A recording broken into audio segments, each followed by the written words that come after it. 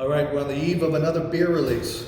This Thursday, we're releasing our second exotic matter in the series. This one's with key lime and Madagascar Vanilla Beans. So this is a double New England milkshake IPA. The last one we did was a raspberry version. So this one, we went in a completely different direction. It was from a New England IPA experiment from the Valley, just fruit and IPA.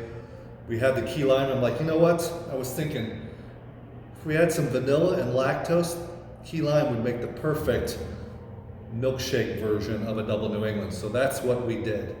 So this is all mosaic hopped. So if you remember Normality, that was our all mosaic double New England IPA. I think it's settled out at 4.14 on Untapped. So delicious beer. So we added key lime and Madagascar vanilla on top of the Normality base.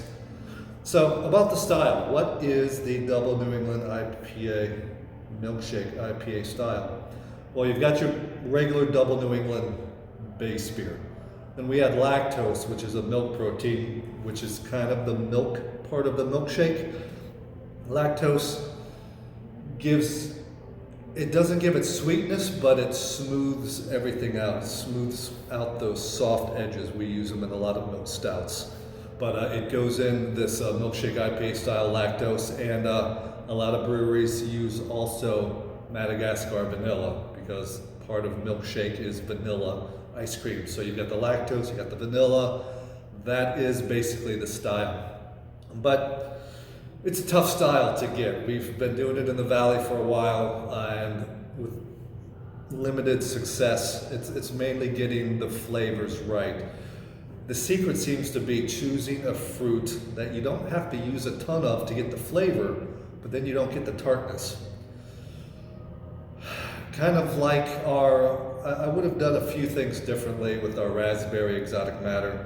We used 800 pounds of raspberries in a 40-barrel batch. To get the raspberry flavor, it brought a lot of tartness, something which you don't really want to come through in the double New England milkshake style.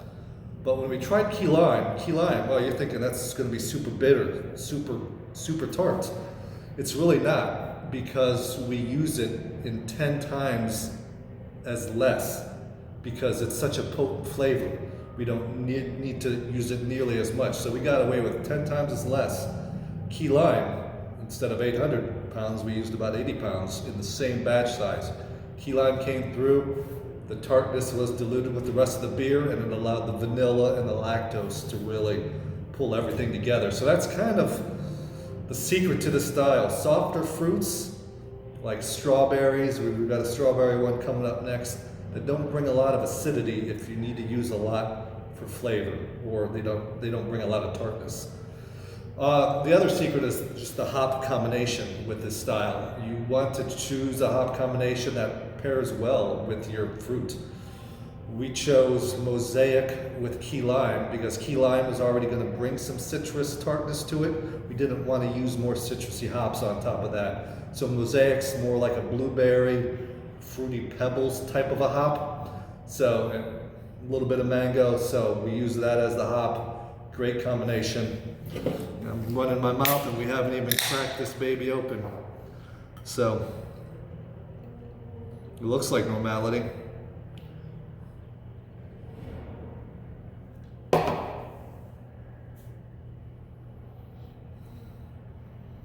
You get the Mosaic coming off a little bit first. You get the key lime and you get the vanilla almost instantly on your palate. It's not one after the other, or the other before the one.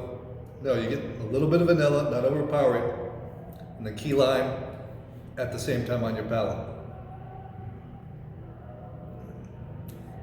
Really interesting, really unique. All of these flavors meshed well together. So what do you want to pair with this? So for food pairings, let's try some seafood, oyster, crabs, crab cakes, lobster, chicken, cheese pairing, goat cheese, and bruschetta. And that is about it for this review. I kept it super short, or I just talked really fast, so you're welcome. and we hope to see you this weekend.